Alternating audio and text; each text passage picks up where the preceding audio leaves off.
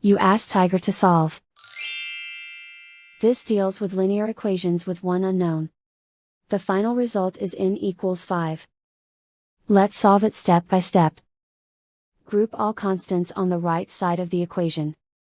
Add 1 to both sides. Simplify the arithmetic.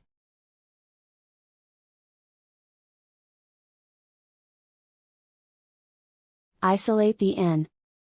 Divide both sides by 3. Simplify the fraction. Find the greatest common factor of the numerator and denominator. Factor out and cancel the greatest common factor. And so the final result is n equals 5.